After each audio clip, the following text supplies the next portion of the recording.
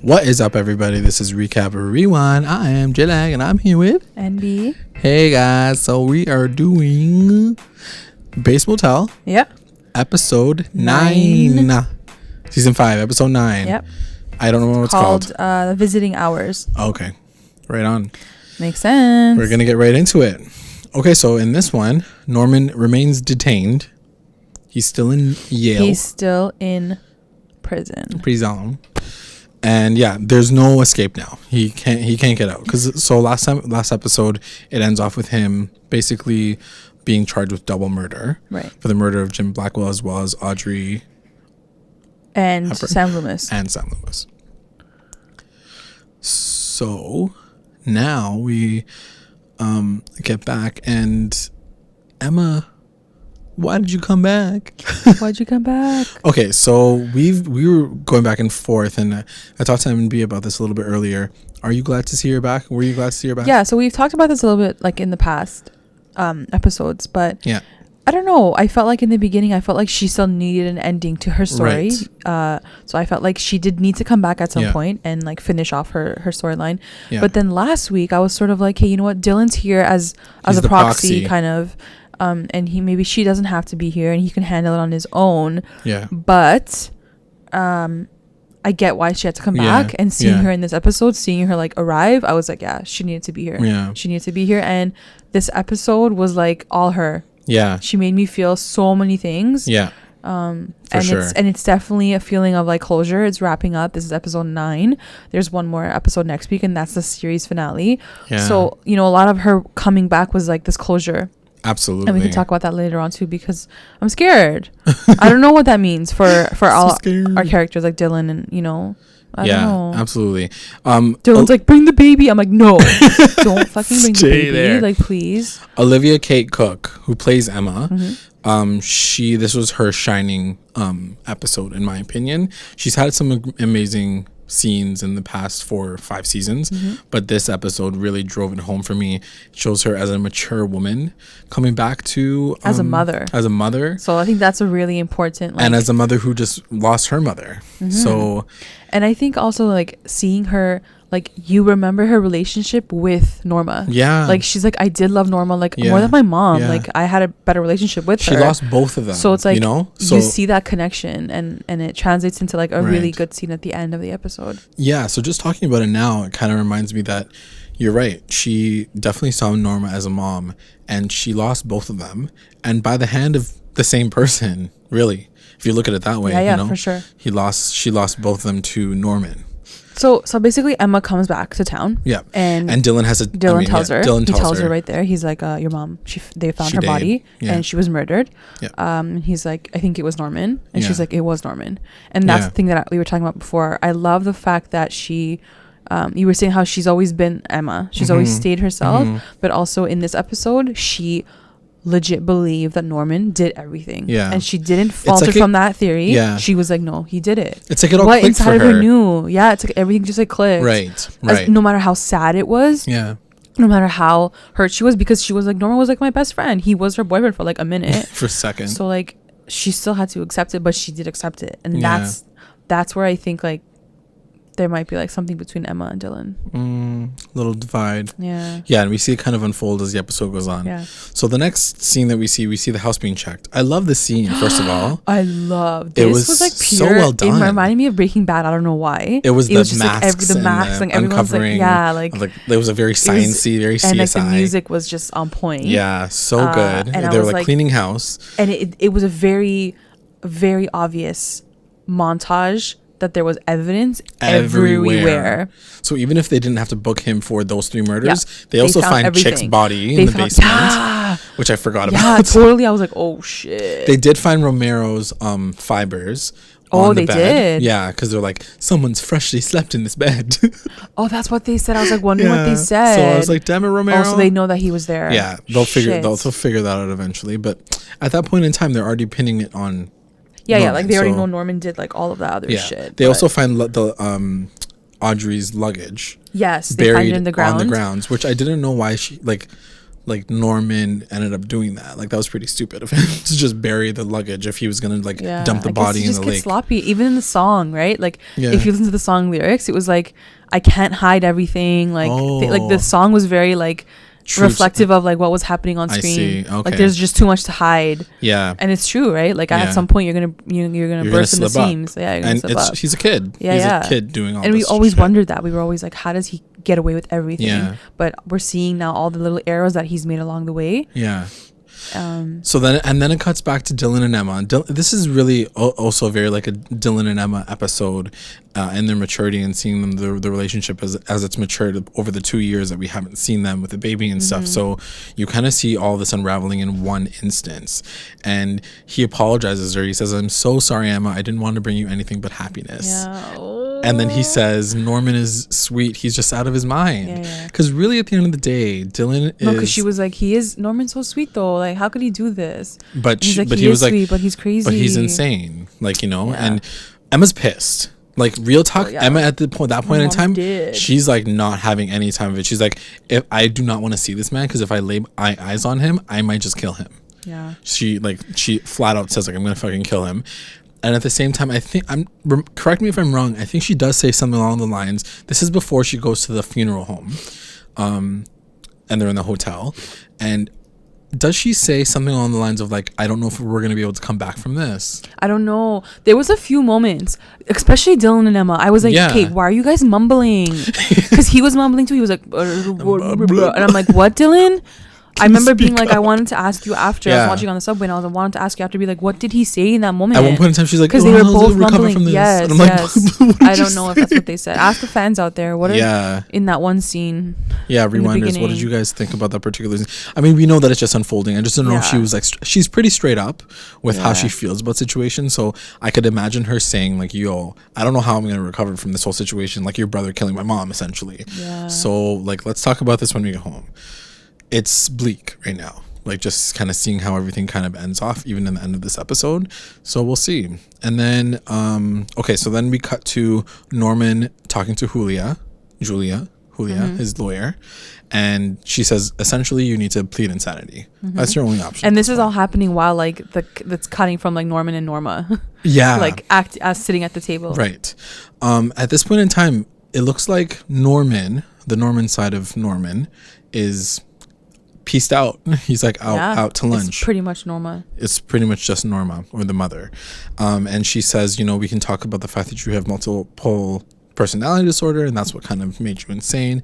And he's like, she says, everyone has multiple personalities. And that was really weird too. That was really scary. The way he said it. Yeah. The way she said it. Yeah. Like he's like, please, as if everyone else doesn't do that.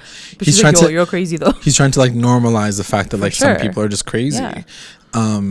And he also makes a really good point to her at some point in time too. He says, you look like a winner, to the lawyer, Julia. And he says, you like to win. And she's like... That broke my heart. No, because he was like, are you a mom? Or are you a mother? And she's like, no. And he's like, do you want to be a mom? And she goes, no, never. And then she's like, he's like, it's good because it looks like you like to win. And being a mother is an impossible job to win. Yeah. And I was really like, sad. Damn. Like, I just want to say the writing for this whole season and the whole series, you know, I always knew really that hard. The writing was really well done. Really well done. Yeah. This episode, because it explains so much and it makes you feel so many different things. Yeah. Just simple words, simple dialogue makes you feel so many types of ways. And that's when you know the writing is like beyond amazing. And I just have to say, like, the writing is amazing. It's brilliant. Especially really keeping beautiful. It tight, like this far along. Yeah. Like episode 9, final, almost like, the last forget episode. Like plot lines. Like, they're doing an amazing job with plot lines. Yeah. But just the conversations between these two people, between Emma and Dillon, between Julia and like Norman, like it's staying true. So, like, it stays true to these characters that we've known for 5 seasons, and like, yeah, the writing is just so tight. Yeah. I love it. But yeah, it's really hard to see that aspect of it too. Like, being a mom does suck. Yeah. But really you're not a mom though. And I think like a part of her was like, what the hell? Like, why is he telling me about like being a mom? True. Like, that's true. She booked it too probably. She was like, this guy's like legit crazy. It's still really hard for me to separate between the two of them. I know that it's him. I know that it's just him. That's him saying that. So why is he saying that? But when they show Vera in it, it's hard for me to like make the differentiation. Yeah, that's what sometimes. They want. Yeah. So then it cuts to that. So that's what he's going to do. They're going to move forward with pleading insanity, which is what we essentially booked. He's kind of stuck in a rock in a hard place. He's going to have to go to a mental institute. That's all he can do. Yeah.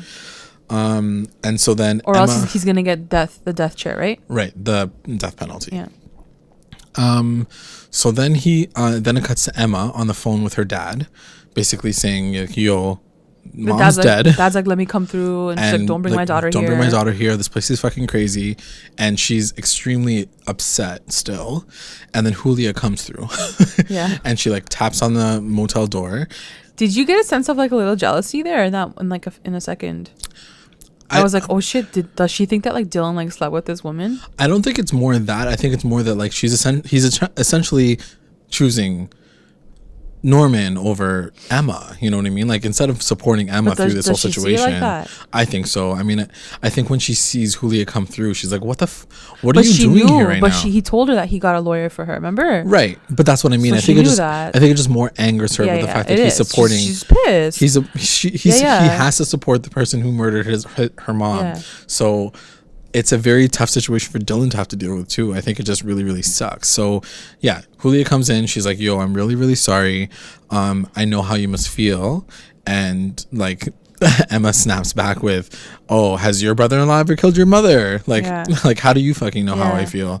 So she gets really, really pissed off. And then she kind of walks away and goes to the bathroom or whatever. Yeah. And then Julia asks Dillon to sit in on the hearing that's going to happen shortly after the next day. Yeah. And Dillon's kind of stuck again. This poor guy just wants to help his damn one and only family member that's like left in the world.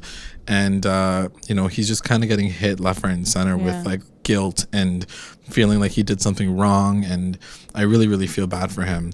And you can really see that there is a rift that's being created. Like it's even deeper when Julia comes in and says, listen, you better testify or you better sit in. You need to be there for your brother. Being an older brother sucks. This is family. What you got to do. Yeah. You got to do what you got to do. Yeah. So it really, really sucks that she's giving him essentially an ultimatum. Dillon feels like he's responsible for helping see this through, because at the end of the day, he still sees Norman as his brother.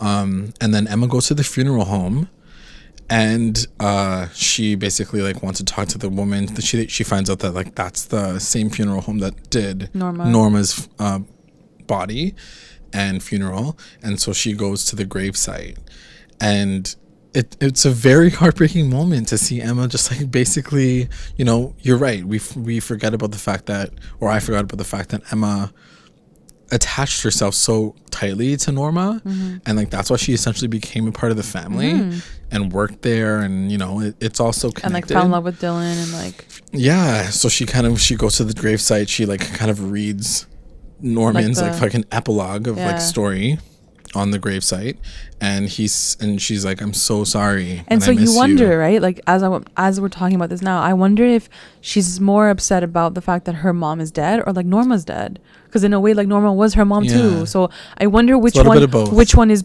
more painful for her. Because I think in this particular situation, she would have wanted Norma to be there 100%, and now she's not there, so she doesn't have, and she feels so unsupported coming back to this town. Like Dillon is stuck having to take care of somebody else. So it's just sad when you look at their life and what it could have been. Yeah. Without Norman. If Norman was in the hospital and like on his own, like it would have been like Sheriff Romero and like her and like then the two kids like Dillon and Emma could have come. Like it's just when you see this all, like it could have been so beautiful. Yeah. And like it just wasn't. It's just not. It wasn't supposed to happen that way. So then Dillon's, I guess, flipping through his phone, and he sees pictures of Norman and Norma, like creepishly, like it looked like Dillon took like a paparazzi photo of the two of them, of like Freddie Highmore and Vera Farmiga, and they're like looking at him from the distance. It was really weird, but it was sad, right? Because it's like that's how he's always been looking in from the outside. But despite that, he decides to go to the I was like, what the hell, man? I was like, how are you gonna look at those pictures and just like go back to court? And then it cuts. But he goes to court, but he doesn't sit in that seat. No, he sits all the way at the back in the corner. He doesn't sit behind, like Norman. Right, he just is observing. Yeah. And then Romero, it cuts in Romero getting gas. The scene was kind of weird. So he goes. I wonder why they did this scene actually. So the only thing that he's gonna get caught. The only thing that I pulled away from this scene was the fact that like he finds out that he's in jail. like that he finds out that. But that guy, Norman's I feel like in that jail. guy booked him. Yeah, the guy. I thought he was like there's a private man like investigator or beside. something. Yeah, there's a man beside like the like filling up gas too, and he just like comes up to Romero. He's like, He asks "Oh, about the nice car. car. Like, what year is it?" But I just got a bad vibe. Like, why is this man like all up in like Romero's It was like weird. face? At the same time, like we all know. I mean, I think we've already guessed at this point that Romero's kind of at an end of a road situation anyway. Yeah, like whatever happens to him I mean, it's episode 10, guys. Like the show's done anyways. Yeah, exactly. So he made it to the end regardless. Yeah. So then it cuts to the preliminary hearing, and the first thing that the judge does is call up the sheriff, and she basically lays down all of the evidence. Asshole. She's like, God. Jim Blackwell's right there, Audrey Ellis is right there, Sam Loomis is right there. It's all up in the business. And then like Sam's wife's like, she's like in the crowd, like, shut up, bitch. All the connections are the only connection. Like, where's they have Riri is, like, at this point? I know, she's like, bye. She left life. And so then essentially, like, yeah, it's not looking good at all for Norman whatsoever. He's just like, I didn't kill those people. They just talking about my property. Shut up. It's anyway. So then it cuts to, like, I guess to take a break. Dillon gets kind of upset when Dillon sketches out. He sketches out when they start talking about Audrey, and so he like leaves the courtroom, and then they're already breaking anyway. And what's her face? Madeline. Right? Yeah, Madeline is chilling in like the middle. No, she came out. She came out. Yeah, she's like chilling outside too. Same time. I don't understand like where he came from. Yeah, it was a weird if he cut. walked out. So then she was like, that was a good scene though too. So she kind of gets pissed at him. Yeah, she gets pissed at Dillon. She was like, she looks at Dillon and she's like, Norman tricked me. Like he tricked me. I've only known him for 2 weeks. Yeah, and like he tricked me. Like I let him into my house. Yeah. And like he killed my husband. And she's like, how did he trick you for your whole life? Guys? And then after he's like, he gave her this look.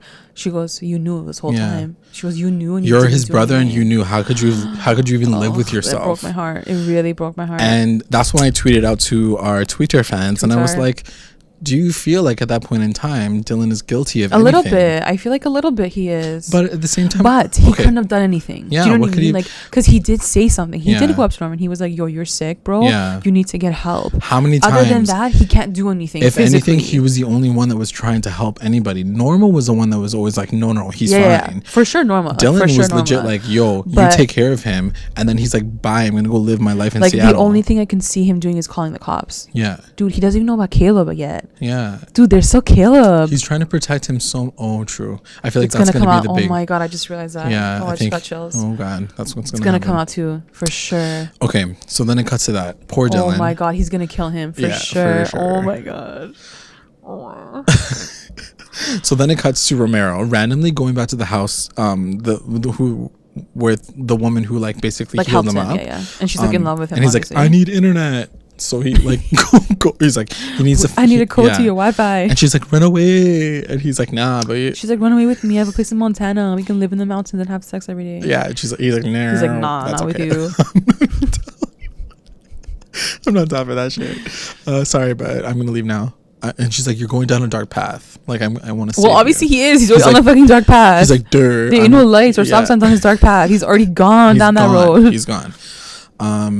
Okay, so then there's that scene. Yeah, he dips. He basically gets the information from the computer. It was funny because like he ended up going back to his original like sheriff's office anyes. Yeah, so it was like, wait, why would he be there? Yeah, it was so weird. Or like picked up a paper. He like or something. Googled like where Norman was staying. So weird. And then it cuts to the funeral home, and Emma's burning her mom, like putting her into the incinerator. Ashes, and then pours them across the woods, and it's a very emotional moment for that piece too. It's such a sad moment. Had to fast forward to that scene too, because I was on the subway and I ain't about to cry in front of everyone. It's so sad. And then Emma goes back to the hotel, and then she says it's a really beautiful shot. I think that was her ending, right? Like her being like, I'm done with this town. Yeah, like I need to go home now.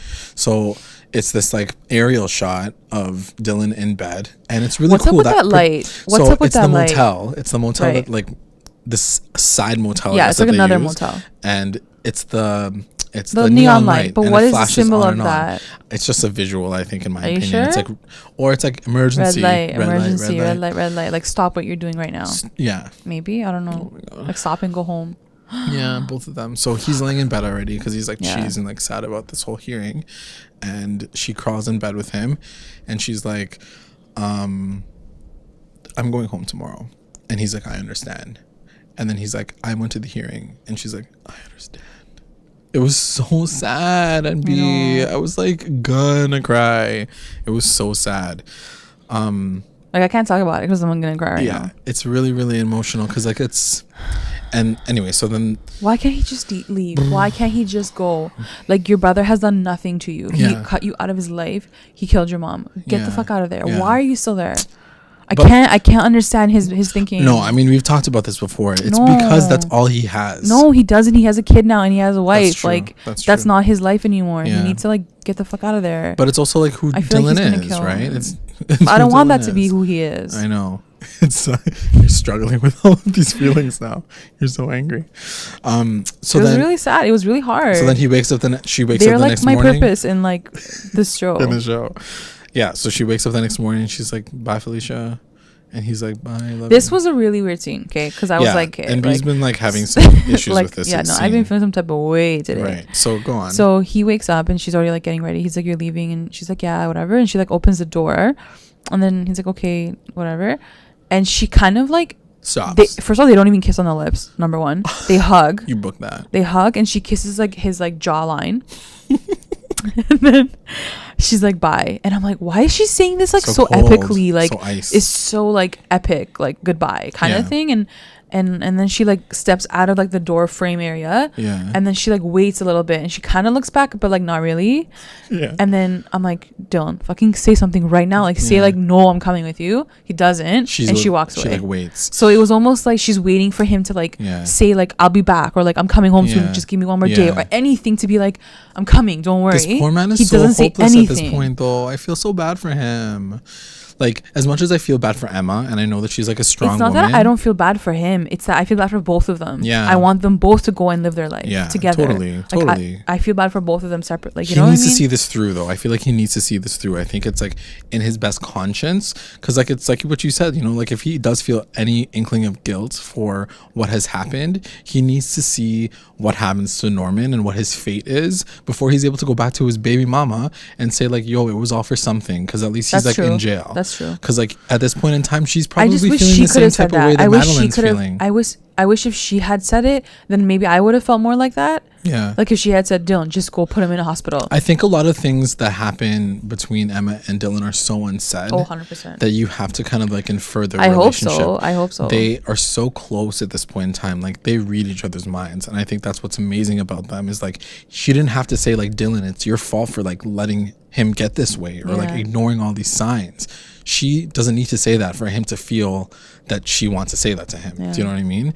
So like everything that is unsaid between them is already said. And I feel like those moments when you see those moments of silence, like they're because like they've both exhausted everything they need to say, and without getting like too upset about it, they just need to move on. She needs to get out of the room because she's gonna flip her shit. I hope so. So I think that's what I see. So anyway, so before she leaves town, she does one last thing. One last important thing. One last thing. So she goes to the sheriff's jail. Place, the jail. She goes to the jail and she says, like, I want to see Norman Bates. And the girl's like, sure, okay, whatever. Yeah. So she takes her to the back. And oh my. This was like. First of all, this probably the top 10 best scenes of the whole series. The way this was shot, first of all, was really fucking creepy because I'm sure it's the way they timed it and choreographed it, but every single bar and window that Emma passed, Norman was perfectly situated right in front of her, like facing her. So like as the camera's moving around like this the cell block, he's like right in front of her the entire time. It is so jarring and so creepy that when it finally like slowly turns into him and her like kind of face to face over her shoulder, he's just like, hello, Emma. I was like, oh, so creepy. It's still creepy that he's like, even behind bars, he's like a fucking psychopath. It's so crazy to see it. And she books him. She says like a very crazy line right away. He's like, I know why you're here. Yeah. And she's like, you killed my mom. He's like, no, I didn't. I didn't do it. I don't know what you're talking about. I would never hurt anybody. Yeah. He's like, you know me. I'm Norman. It's me. Yeah. And then he gets up real close in the window, and she's like, she looks at him in his eyes, and she's like, where's Norman? She's like, right, point blank. She's like, where is he? And like she knew. She knew right away. Right now. And then she knows that it's Norma. She knows that it's Norma. He's gone out of his eyeballs. She's gone. Where's Norman? And it's really cool because at that point in time when she says that, it cuts to a shot of him and it shows his reflection, and we want to see Norma's reflection. Yeah. So we're reminded once again that like this is no longer Norman, the person that she knew, her 2-minute boyfriend and her like, you know, best friend. It's somebody else has taken over his body. But he does answer, or Mother answers, and he says, Norman's sleeping. I'm baking him a pie, and when he smells it, he'll be able to wake up. Like, she painted this really creepy picture of the subconscious side of him waking up when this is all over. When things are better. When things are better. Right? Because the pie is cooking in the oven. Like, and then she finishes she's like, off. I miss him. Like, she says, tell him I miss him. Yeah. And then she dips. Oh, it's giving me so many shivers. Fuck. It was such an emotional moment because this is the assumed last time that we're going to see them together in the same scene. She's saying goodbye to Norman, or it's just a very emotional scene. And then Romero rolls the fuck up. Yeah, this man, like, and he's wanting to get shit done, so he gets to the jail as well. He gets to the jail. Emma's gone already. Yeah, and I guess it's like right before the closing. The clerk, I guess the clerk like is about to leave. Yeah, the reception girl. Yeah, she like is going to her car, and then he like brings her back in at gunpoint and is like open the doors and whatever, and then he ends up having to like. He holds like 6 freaking cops like hostage. But at one point, like one of the cops like comes out. And he's like, "What the hell's going on?" Yeah. He draws his gun to Romero and doesn't put it down. So Romero has to shoot him. Yeah. I think he ends up shooting him like in the stomach. So I don't, like in the shoulder. So yeah, I don't think it's fatal. But like, he's clearly crossed the line. Around. Yeah. He's definitely not coming back from this. It's just a matter of like seeing how far he takes this now. Life plus. So he walks into like where they're holding Norman. Yeah. And he locks up like all the other cops into the room, but he takes like the reception girl with him. Yeah. And Norman. Yeah. And he's about to choke. He's like choking Norman now. He's choking the shit out of Norman. And the guy's like, "You don't." He's like, "You're gonna kill him." He's like, "You're gonna kill him. You're gonna kill him." Yeah. He lets him go. He doesn't kill him in that moment. And then he's like, "Get the fuck in the car." He grabs Norman. He grabs the girl and he throws him into the car. Yeah. And then I guess they drive off. And Norman's like, "Where the hell are you taking me?" And then he's like, "I want to see her." Yeah. You're taking me to her body. And then that's how the episode ends. This poor woman's like in the car being like, "I ain't your Uber driver." She's like, "Call a fucking Uber." Yeah, and then that's how we end off this episode. So, N-Bea, last thoughts. This is going to be our last podcast before we get to the season finale. Let's talk about predictions. Well, yeah, I think I was just getting to that as we were going through it. I think the whole Caleb thing still needs to be talked about because I can't imagine them, they're so good with finishing these loose ends, right? Yeah. I can't imagine them not talking about Caleb. Yeah. First of all, Bradley never got ever. Yeah. We don't know what happened to Bradley. We still don't know what happened to the doctor. And the doctor. Yeah, I thought they were going to True. There's still like some peeps that need to be like spoken on about, but whatever. I thought they were going to talk about it when he was talking to the lawyer about multiple personalities. Like, oh, did you ever get assessed and what happened? Yeah. And then I thought he was going to be like a flashback, but they never do flashbacks. Anyways, there's still a few characters that that could be spoken on about, but I think that Caleb thing is going to come out next episode probably. But at this point, like, how are they going to find that body? Like, how are they going to even know? Well, don't forget Chick. But Chick cleaned it up. But I'm sure Norman helped him clean it up. I'm sure Norman knows. And they also I bet they put them together. I bet you Chick put them together. You think so? Yeah, I bet you. Or maybe he wrote it in his script. Either that. Maybe finally he'll come together. Chick. He was very like weird like that too, right? Yeah. Oh wait, no, didn't he like put his body on the river? Yeah. Oh yeah, true. Yeah, he like fired them up. No, what I'm saying is like maybe it's in his writing. Maybe it's in his typewriting. His fucking storybook. Oh. Like maybe he'll pin it on Norman. And say like, yo, he killed him. Anyways, I don't know how it's gonna happen. I just feel like it has to come out. Don't you feel like Caleb's murder needs to come out? I mean, I think he killed both his parents. I think it'll be both of Dillon's parents. I think it's an instigator for him to get to that point of like, yo, I'm gonna just shoot you in the fucking head. I think that has to happen. And I think I want that to happen. Yeah. I think at this point, if Dillon is sticking around, and obviously now we are done with the fact that like he's gonna go to jail or he's gonna go to a mental asylum because he's out of the system now completely. I think it has to come down to it. Like he's gonna die. He's gonna die. He's definitely gonna die. Or he's gonna kill himself. Whose hands? Yeah. Or if he's gonna jump off a cliff, who knows what's gonna happen? But whose hands? Is it Romero or Dillon? I think which we kind of like booked. All right, guys. Well, I don't know. What do you guys think? Like, what do you guys want to see as the final sort of like ending? Yeah. I think Romero. I don't think Romero's gonna make it out. No. And maybe it's gonna come to to the moment of like Romero saves Dillon somehow, or we like, do know. I mean, I really I want to see Dillon live. That's what I want. Right. So, and we also got a little bit of an inkling. I didn't read the actual full interview, but I read an article headline from Freddie Highmore, who plays Norman, and he says that this was one of the funniest and saddest episodes that they've ever done. So I'm not sure what that means, but I'm assuming that there's a little bit of laughter. We were saying how we think there's probably going to be a lot of little like cute scenes. Yeah. Like reenactments, like like Norma's still alive with like Romero, like little like cute play on like moments. And I'm down for that. I'm down to see like because what life could have been. I think at this point in time, I think we want a little bit of happiness leaving this show and like kind of walking away from this darkness, a little bit of a good note, and seeing that there's like a little bit of hope at the end of or like Norman comes to peace finally. I don't know, something. Right? We'll see. I'm really excited. Honestly, this show has been fantastic to watch. It's been such a great ride. And yeah, I'm excited to see what they do for the series finale next week. All right, guys, that is us. Bye.